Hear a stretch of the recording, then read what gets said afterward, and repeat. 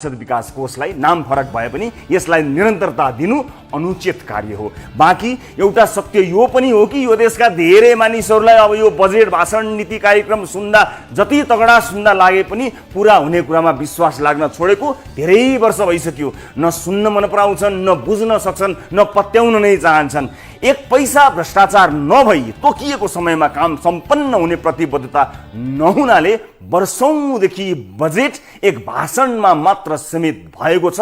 अब कार्यान्वयन कस्तो हुन्छ त्यो हेर्न मात्र बाँकी छ। भाषण मात्र सुन्दा त कहिले तगडा थिएन र अहिले तगडा नहोस्, तगडा छ। आउनुहोस् सुरु गरौँ जनताको चासो गुनासो र प्रश्न सहितको विशेष कार्यक्रम सीधा कुरा जनतासँग।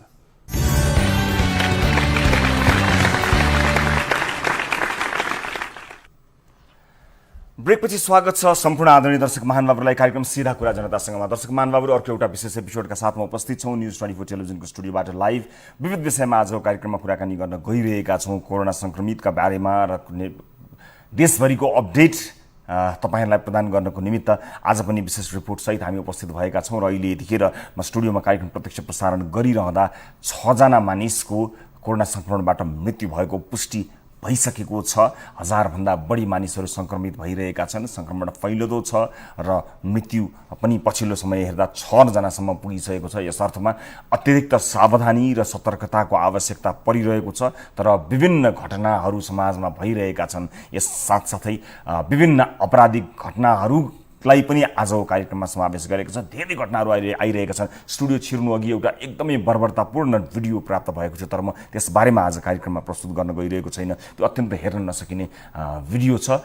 एकदमै असहज हुने अवस्था छ। एकजना व्यक्तिले आफ्नी आमाको हत्या गरेपछि आफैलाई आत्महत्या गरेको विषय पनि थियो, तर हामीले त्यसलाई कार्यक्रममा प्रसारण गर्न सकेनौँ। यो अत्यन्त बर्बरतापूर्ण विषय भएको हुनाले जानकारी मात्र दर्शकहरूलाई मैले प्रदान गरेँ। हामीले नेसनल टेलिभिजनमा त्यसलाई प्रसारण नगर्ने निधो गरेका छौँ र यस्ता घटनाहरू अन्य धेरै छन्। अन्य धनकुटाको एक सैनिक प्रहरीको घटना पनि थियो, त्यसलाई आजको कार्यक्रममा समावेश गरेका छैनौँ। विभिन्न माध्यमबाट थाहा पाउनु भएको छ। हामीले भने रुकुम पश्चिमको घटना कार्यक्रममा समावेश गरिसकेका हुनाले त्यसको फलोअप आजको कार्यक्रममा हामीले राखेका छौँ। त्यो सँगसँगै गुल्मीको अर्को एउटा घटना छ। बलात्कारपछि हत्याको बारेमा एउटा रिपोर्ट हामीलाई प्राप्त भएको छ। त्यस बारेमा आजको कार्यक्रममा कुराकानी गर्न गइरहेका छौँ। मैले भनिहालेँ दर्शक महानुभावहरू, विभिन्न अपराधजन्य विषयहरू आइरहेका छन्। ती विषयहरू मध्येका केही रिपोर्टहरूलाई कार्यक्रममा हामीले प्रस्तुत गर्ने जमर्को गरिरहेका छौँ। र त्यसै गरी क्वारेन्टाइनहरूको अवस्थाको बारेमा पनि कुरा गर्न जरुरी छ। एकदमै भद्रगोल अवस्थामा क्वारेन्टाइनहरू रहेका छन्। यो गर्मीको बेलामा त्यहीँ भित्र संक्रमण फैलिने डर भइरहेको छ। हाम्रा टिभी जर्नलिस्टहरूले त्यहाँको भद्रगोल अवस्था, त्यहाँको दुरावस्थाबारे हामीलाई रिपोर्ट प्रस्तुत गरेका छन्। सम्बन्धित निकायको गम्भीर ध्यान आकर्षण गराउनको निमित्त हामीले क्वारेन्टाइनहरूको अवस्थाबारे पनि आज कार्यक्रममा रिपोर्ट प्रस्तुत गर्छौँ। सम्बन्धित निकायसँग कुराकानी गर्छौँ। अन्य विविध विषयहरू छन् र अघि मैले भने जस्तै जबरजस्ती करणीपछि हत्या गरिएको दाबीसहित मृतककी आमाले प्रहरीमा किटानी जाहेरी दिएकी छिन्। त्यस घटनालाई लिएर आजको कार्यक्रममा एउटा रिपोर्ट प्रस्तुत गर्न गइरहेका छौँ। कार्यक्रमको सुरुवात ताली र गालीबाट गर्न चाहन्छु।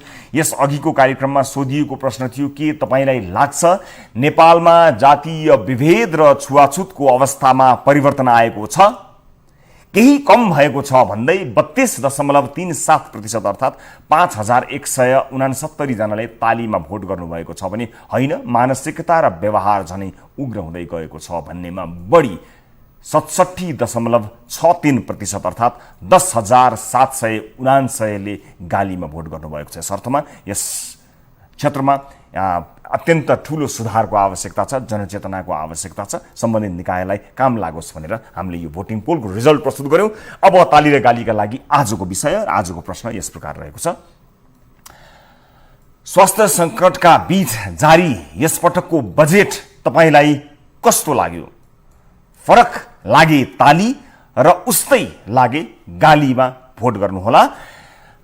भोट गर्नका लागि हाम्रो पात्रोको मोबाइल एप्लिकेसन खोल्नुहोला। होम पेजमा रहेको ताली र गाली भन्ने शीर्षकमा जान सक्नुहुनेछ र त्यहाँ गई आफ्नो अमूल्य मत दिई सहयोग गर्न सक्नुहुनेछ। आफ्नो भूमिका निर्वाह गर्नुहोला। भोटिङ गरेर हामी यहाँलाई अनुरोध गर्न चाहन्छौँ। र अब आजको विषयवस्तुतर्फ लिएर जान चाहन्छु। नेपालमा कोरोना भाइरस कोभिड-19 को संक्रमणबाट ज्यान गुमाउनेको संख्या अहिलेसम्म 6 पुगेको छ।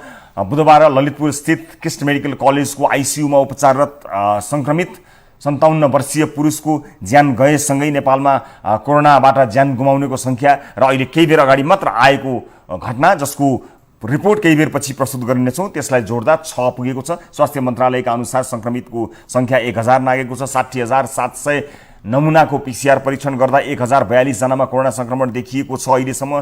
यस्तै सरकारले 1,02,000 बढीको र्यापिड टेस्ट गरेको जनाएको छ। नेपाल र विश्वभरको कोरोनाको समग्र अपडेट समेटिएको यो रिपोर्ट हेर्नुहोस्।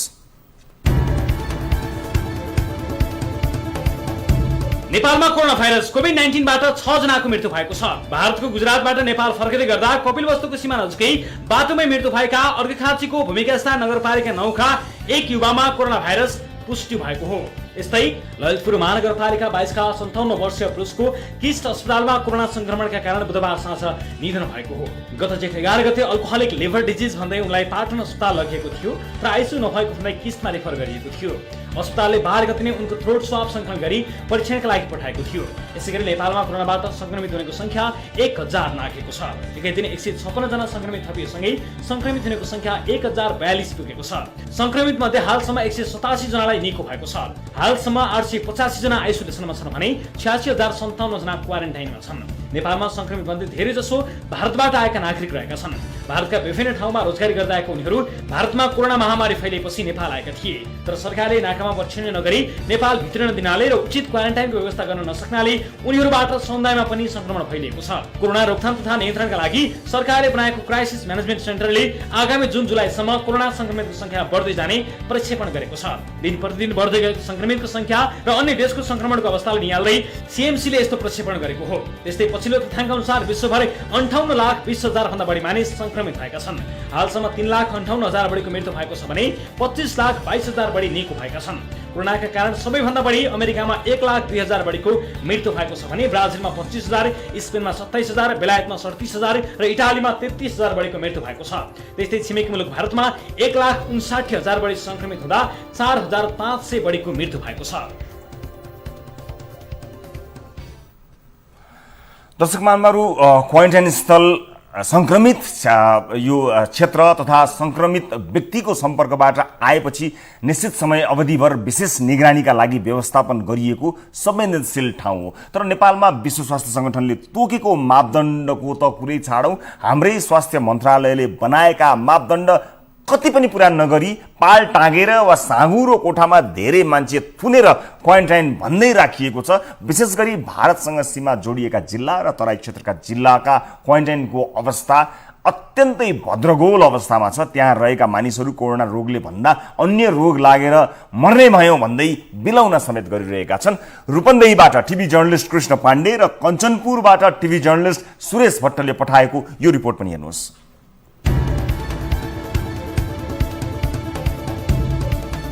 थुप्रै मानिसहरूको भिडभाड, कोही त्रिपाल मुनि बसिरहेका छन्, कोही रुख मुनि बसेर गफ गरिरहेका छन्। झट्ट हेर्दा यो दृश्य तराई क्षेत्रको कुनै ठाउँमा लागेको हाट बजारको जस्तो देखिन्छ। नझुक्किनु होला, यो दृश्य रूपन्देहीको सीमा क्षेत्र मर्चुवारमा बनाइएको क्वारेन्टाइन स्थलको हो।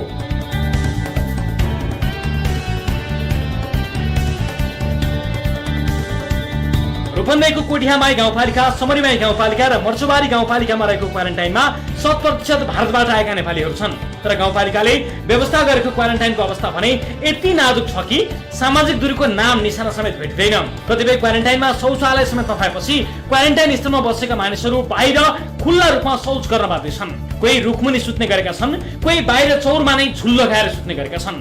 क्वारेन्टाइनमा आउने खाना प्लास्टिकमा किरा भएको झोलामा पस्किने गरिएको देखेपछि कतिपयले घरबाटै खाना ल्याएर खाने गरेका छन्। क्वारेन्टाइनमा बसेका अधिकांशको क्वारेन्टाइन अवधि पूरा भइसक्दा समेत स्वास्थ्य परीक्षण भएको छैन। वहाँ पन्नी में देखा है दाल आवत है, सब्जी हो, चावल। अब अन्नपूर्णा का बेइज्जती नहीं कहता, एक बिना तो क्यों नहीं जिया था, लेकिन यहू कई तरीका होला बनावे के, खियावे के। जो चीज़ सेपरेट के लिए कही जाता है वो ठीक बा, लेकिन यहू में कई क्वालिटी के आवत है। कहियो सुधार खाना रही, कहियो आधा कच्चा रही। 14 दिन के अंदर जो हम लोग का चेक जांच नहीं हुआ तो हम लोग को कोई रोक नहीं पा सकता है। कि हम लोग को खेती पाती है, हम लोग गरीब आदमी हैं, हम लोग 14 दिन रखे या 20 दिन रखे, हम लोग के खर्चा दे, हम लोग को कैसे खर्चा चलेगा। 5 दिनसम्म हामी यस्तै फर्स्टमा दिएको थियौँ। हिजो हामीलाई सानो फर्म दिएको छ, 2.5x5 को फर्म दिएको छ, अरू केही छैन। खानाको छैन, केही पनि छैन भाइ। खाली फर्म दिएको छ, न तकिया दिएको छ, न बेड कभर छ, केही छैन। बाथरुम टोइलेट एउटै छ 200 जनाको, नुहाउन धुवाउने एउटा पुरा टोइलेट भरिएको छ। त्यसमा नयाँ आएको पनि त्यसैमा छ, पुरानो आएको पनि त्यसैमा छ। त्यसैमा पानी पास हुने भएको छैन, पुरा पानी लेडिज पनि त्यही जान्छन्। यस्तै कञ्चनपुर स्थित महाकाली नगरपालिकाको क्वारेन्टाइन स्थलको दृश्य पनि यस्तै छ। यो दृश्य हेर्नुहोस्।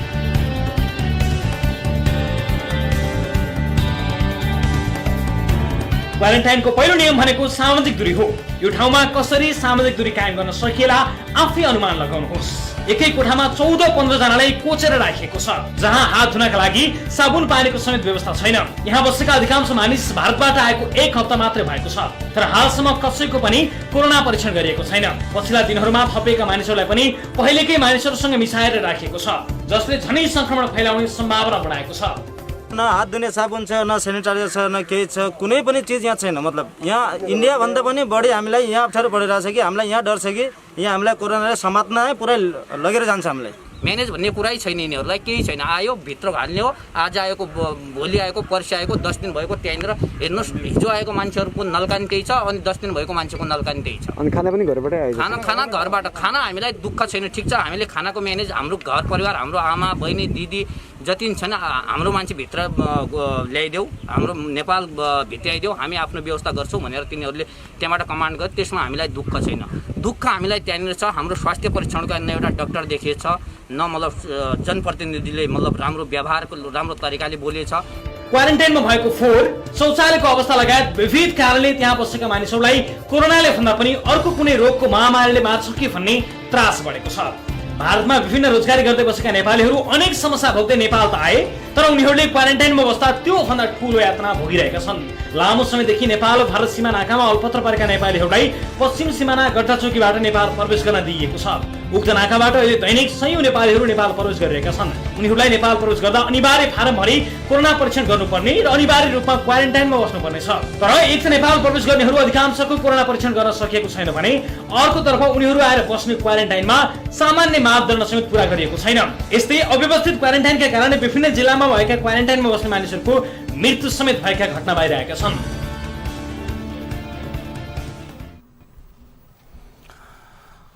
दर्शक महानुभावहरू, यसअघि प्रसारित कोरोना अपडेट र क्वारेन्टाइन स्थलहरूको भद्रगोल अनि भर्खरै केही समय अगाडि पुष्टि भएको एक मृत्युका विषयलाई लिएर यतिखेर हामीसँग कुरा गर्न प्रत्यक्ष भिडियो लाइभमा हुनुहुन्छ स्वास्थ्य मन्त्रालयका सहप्रवक्ता डाक्टर समीर कुमार अधिकारी। डाक्टर साहब नमस्कार, स्वागत छ यहाँलाई कार्यक्रममा। हजुर नमस्कार, धन्यवाद। डाक्टर साहब, सबभन्दा पहिला चाहिँ यो पछिल्लो यो 6औं मृत्युको जुन एउटा अपडेट आयो त्यसलाई अलिकति हुन त विभिन्न ठाउँबाट आइसकेको छ, तर डाक्टर साहबबाटै म यसको आधिकारिकताको म जानकारी पाउन अनुरोध गर्न चाहन्छु। हामीले प्रस्तुत पनि गऱ्यौँ विभिन्न माध्यमहरूबाट, तपाईँलाई प्रायको जानकारी अनुसार हामीलाई बताइदिनुहोस् न के हो कस्तो? यो मैले माध्यमबाट मात्रै सुनेको, यो आधिकारिक रूपमा स्वास्थ्य मन्त्रालय यस विषयमा केही गर्न बाँकी नै छ। त्यो हामीलाई आधिकारिक रूपमा आउन बाँकी नै छ, त्यसपछि मात्र यसको बारेमा हामी विस्तृत रूपमा केही कुरा गर्छौँ। भनेको अहिलेलाई त्यसलाई हामी गन्ती गर्न सक्दैनौँ। अहिलेको यस्तो सन्दर्भमा हामीलाई आधिकारिक रूपमा केही आएको छैन। यसको विस्तृत विवरण आएपछि स्वास्थ्य मन्त्रालयले औपचारिक रूपमा यसको विषयमा भन्नेछ। कसरी यस्तो हुन्छ डाक्टर साहब? यो विभिन्न अन्य स्रोतहरू हुन्छ, स्वास्थ्य मन्त्रालय नै लास्टमा हुने, सबभन्दा फर्स्टमा अपडेट दिनुपर्ने मन्त्रालय सबभन्दा लास्टमा हुन्छ र भएको पनि त्यही छ। फेरि केही बेरपछि हुने पुष्टि नै हो यो, अथवा नहोस् आफ्नो ठाउँमा छ, तर यो आपसी तालमेल नमिलेको हो कि अथवा दौडमा लागेका हुन् कि यसलाई जोड्नको लागि कसरी मिलिरहेको छैन यो तालमेल डाक्टर साहब? यसलाई यसरी भनौँ, सरकारले जहिले पनि जिम्मेवारी रूपमा प्रस्तुत हुनुपर्छ।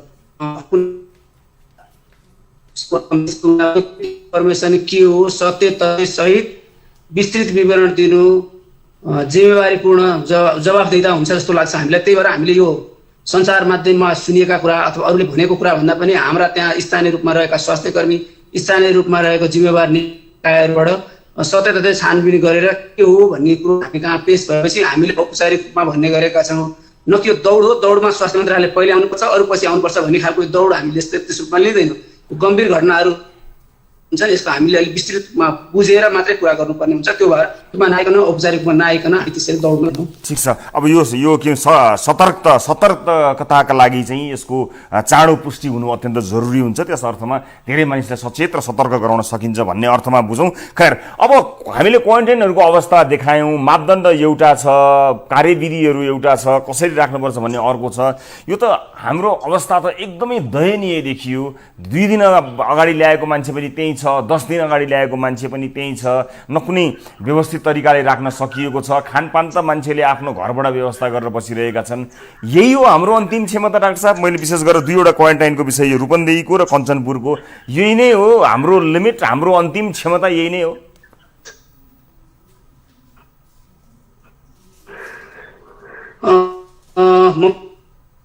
पहिलो क्वेसन, पहिलेको मृत्युसँग त्यसो हुन्छ भने कुनै पनि घटना भयो भने त्यहाँ स्थानीय रूपमा हाम्रो स्वास्थ्य कर्मी अथवा स्वास्थ्यको संयन्त्रले छानबिन गर्ने, कन्ट्याक्ट ट्रेसिङ गर्ने अथवा त्यसको वस्तुस्थिति के छ भन्ने मात्र लागिसकेको हुन्छ। हामीले इन्फर्मेसन मात्रै कम्प्लिट भएर कम्प्लिट कुरा मात्रै गरौँ भन्न मात्रै खोजेको, त्यसमा अन्यथा कुरा होइन। अब जहाँसम्म क्वारेन्टाइनको कुरा छ, क्वारेन्टाइनको समग्रमा सरस्वती हेर्दाखेरि धेरै ठाउँको अवस्थाहरू हामी पनि शोचनीय छौँ, त्यसलाई हामीले स्वीकार्नुपर्छ। र हामीले सरस्वती के बुझेनौँ, के बुझाउन सकेनौँ जस्तो लाग्छ भने क्वारेन्टाइन भनेको के हो, केका लागि गरिन्छ, यसको महत्त्व के हो भन्ने कुरो र यसको लागि कसले भूमिका खेल्नुपर्छ भन्ने बाटो चाहिँ समग्रमा अलिकति कमजोरी हो कि जस्तो देखिन्छ। मैले सरका क्वारेन्टाइनको कुरो बुझाउन खोजेँ थोरै, त्यस रेगुलर क्वारेन्टाइनको कुरा गरौँला। कुनै पनि क्वारेन्टाइन भनेको कुनै पनि व्यक्तिमा भएको व्यक्तिको सर्कलमा आएको व्यक्ति होस् अथवा विदेशबाट त्यस्तो सम्भावित जोखिम भएको ठाउँबाट आएको व्यक्ति होस्, त्यस्तो व्यक्तिहरूलाई केही समयको लागि उहाँहरूको लक्षण हेर्नको लागि त्यहाँ राखिसकेपछि केही समयपछि परीक्षण गर्नुपर्ने अवस्था हुन्छ। ती परीक्षण हेर्नको लागि केही समयलाई होल्ड गरेर राख्ने ठाउँहरू हो। त्यो ठाउँ चाहिँ कुनै सजाय काट्नको लागि अथवा केही समयको लागि राखेको होइन। त्यस्तो हुनाले त्यस्तोमा राख्ने, अझ हामी त सङ्क्रमणको बेलामा, सङ्क्रामक रोगको बेलामा छौँ।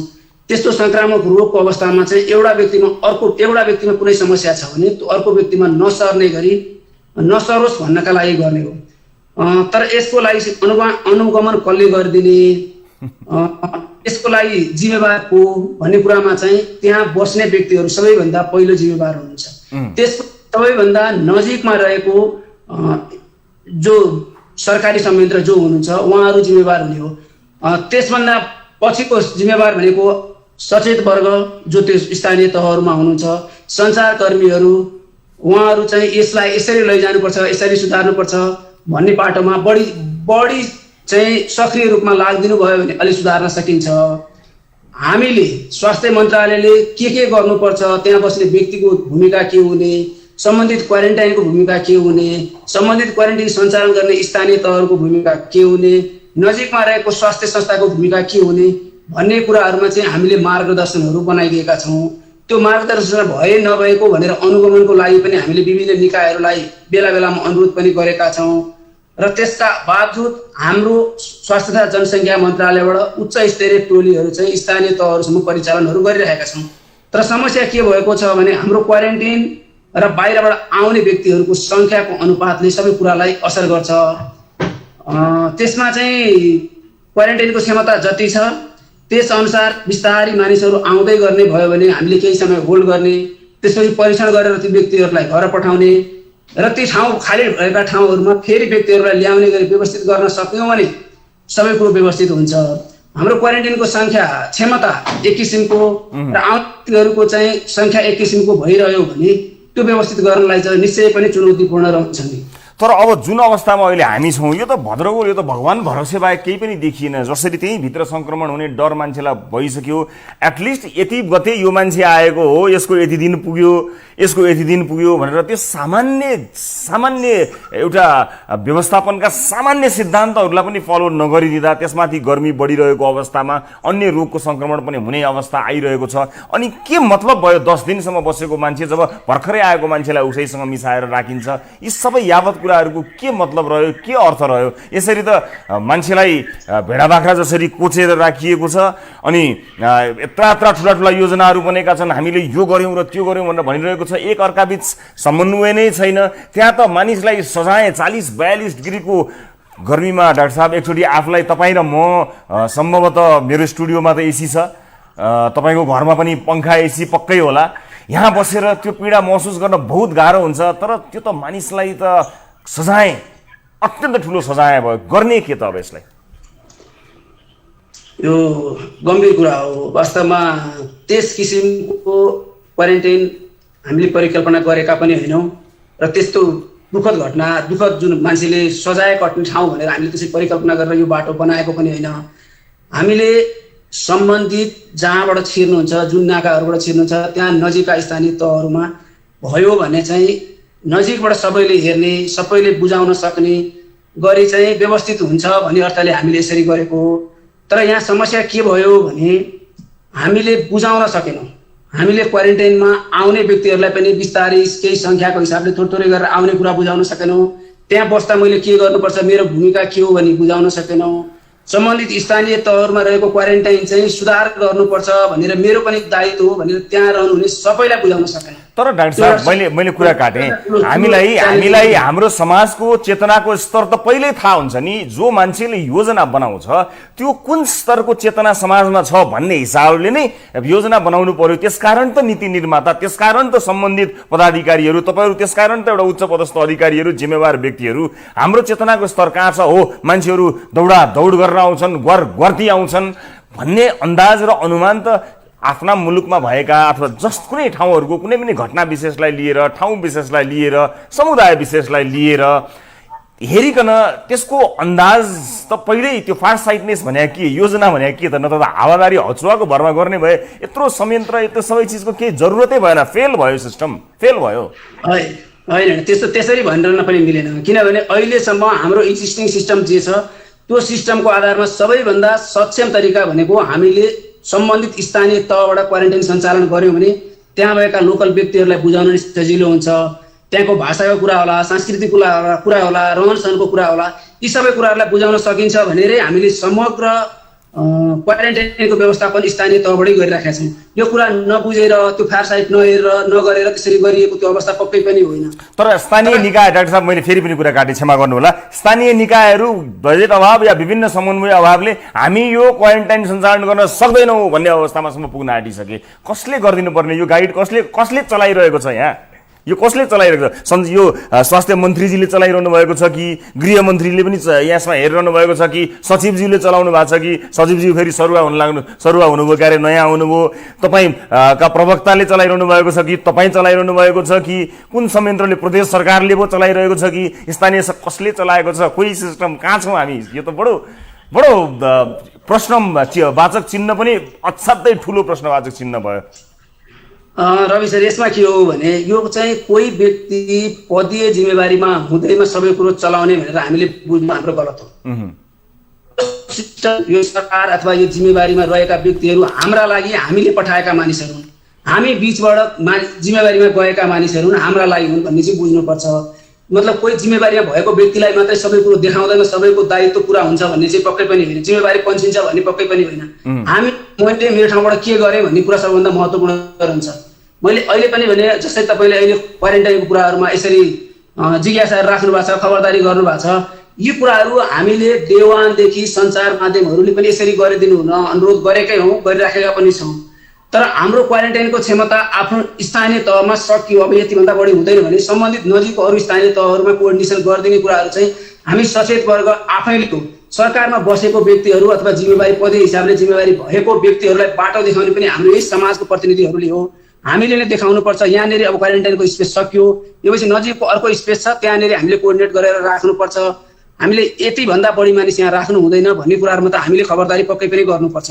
अब यसो गरौँ अब डाक्टर साहब भने हामीले सरकारका तर्फबाट सरकारको प्रतिनिधिको हैसियतले हामीले भएका क्वारेन्टाइनहरुको विकल्पको उपाय अथवा कसरी गर्ने, यी भएका कुराहरुलाई कसरी एड्रेस गर्ने भन्ने पाटोमा हामीले बाटो देखाउँछौं अग्रजको हिसाबले। सर अब यसो गरौँ कुनै पनि विषयमा यहाँ आकाशै खसे पनि त्यसको जवाफ त सबैसँग छ। हेर्नुस् यस कारणले खस्या हो नि आकाश भनेर, यो आकाश खसेको पनि जवाफ छ सबैसँग। हेर्नुस् त्यस कारणले त्यसमाथि यो प्रवक्ता सहप्रवक्ता लगायत तपाईहरुको जिम्मेवारीमा धेरै चीज पर्छ, त्यो मर्यादा भित्र रहनु पर्ने धेरै कुराहरुलाई म बुझ्दछु, म तपाईलाई धेरै अप्ठ्यारो पार्न चाहन्न।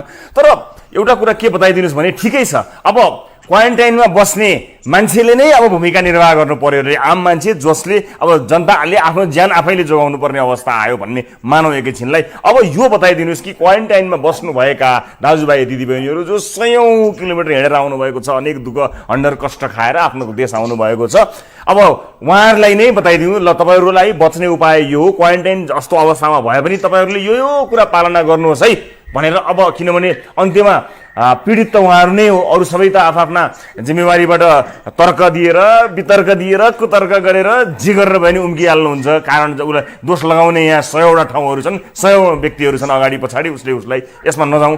अब एन्डमा रहेका जो क्वारेन्टाइनमा बस्नुभएका मानिसहरू हुनुहुन्छ उहाँहरूले के गर्ने त्यति भनिदिनुहोस् डाक्टर साहब। होइन, यो दोष लगाउने अथवा मतलब जवाफ दिनको लागि जवाफ दिने मात्रै कुरा गर्न खोजे होइन मैले। अवस्था त त्यही म डाक्टर साहब मैले यसमा विवाद गरिनँ, तर अवस्था यति दर्दनाक छ अवस्था कि डाक्टर साहब मैले योभन्दा पनि निर्मम भएर प्रश्न गर्नुपर्ने अवस्था हो। तर तपाईँहरूले अहरात र खट्नु भएको त्यो अबजस यहाँ बसेर प्रश्न गरेर म किन दिउँ? त्यस कारणले तपाईँहरूप्रति मेरो अगाध सम्मान छ। त्यो सम्मान र त्यो स्नेहलाई कायम राख्दै, त्यो मर्यादालाई कायम राख्दै मैले यति मात्र अनुरोध गरेँ डाक्टर साहब, कृपया क्वारेन्टाइनमा बस्नुहुनेहरूले अब के गर्ने यो अवस्थामा, यो जुन नाजुक अवस्था छ सञ्चालनको, चाहे जसुकैको गल्ती भएको होस्, जसको कारणले होस्, अब उहाँहरूले अपनाउनु पर्ने विषयहरू, उहाँहरूलाई ध्यान दिनुपर्ने अथवा उहाँहरू आफैले जोगिनलाई के गर्नु पर्ला अलिकति उहाँहरूलाई सचेत गराइदिनुहोस् डाक्टर साहब, मैले यति अनुरोध गरेँ। मैले अघि सुरुमै पनि भनेको थिएँ, हामीले क्वारेन्टिनको महत्त्व बुझाउन अझै सकेका रहेनछौँ भने मैले त्यो अहिले पनि स्वीकार्छु। गर्नु पनि पर्छ, किनभने जुन देखिएको छ, जुन अवस्थाहरू देखिएको छ त्यो अवस्थाहरूले त्यही बताएको छ। मैले त्यसैले समग्र जो क्वारेन्टाइनमा बस्नु भएको छ अथवा जसको आफन्तहरू हुनुहुन्छ, जो विदेशबाट आउने क्रममा हुनुहुन्छ, उहाँहरूलाई लर्को लागेर एकैचोटि धेरै मानिसहरू नआइदिनु अनुरोध गर्छु। पहिलो कुरा, आइसक्नु भएको छ भने आउने क्रममा चाहिँ एक व्यक्ति अर्को व्यक्ति बिचको दूरीहरू चाहिँ कायम गरिदिएर आफूले मास्क लगाएर सरसफाइका अरू कुराहरू चाहिँ बिचबाटहरूमा पनि सबै सावधानी अपनाएर आइदिनु हुन अनुरोध। त्यसपछि क्वारेन्टाइनमा आइसकेपछि क्वारेन्टाइनमा आफू बस्ने क्वारेन्टाइन जुन हुन्छ त्यसभित्र चाहिँ आफू र अर्को व्यक्ति बिचको दूरीको कुराहरू चाहिँ अलि बढी ख्याल गरिदिने। डाक्टर साहबले भन्नुभएको पछिल्लो जुन सुझाव छ त्यसलाई अलिकति म इलाबोरेट पनि गर्न चाहन्छु।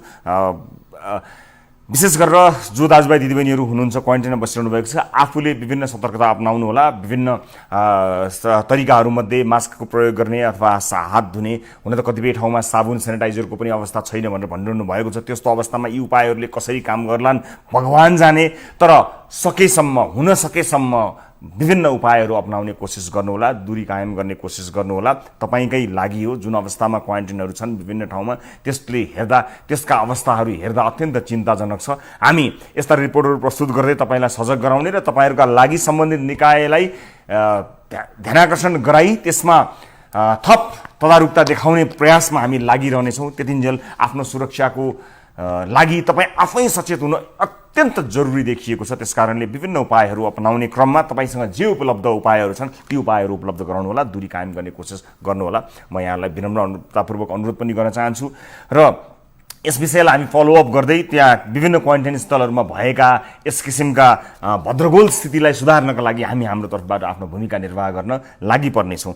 अहिले बेला भएको छ ब्रेकको, र ब्रेकपछि भने पश्चिम रुकुमको एउटा घटनाको विषयलाई लिएर हामीले गत कार्यक्रममा प्रस्तुत गरेको रिपोर्टको फलोअप रिपोर्ट पनि छ, हामी त्यसलाई प्रस्तुत गर्नेछौँ। अहिले चाहिँ ब्रेकको बेला भएको छ। न्युज 24 टेलिभिजनमा तपाईँ हेरिरहनु भएको छ कार्यक्रम सिधा कुरा जनतासँग।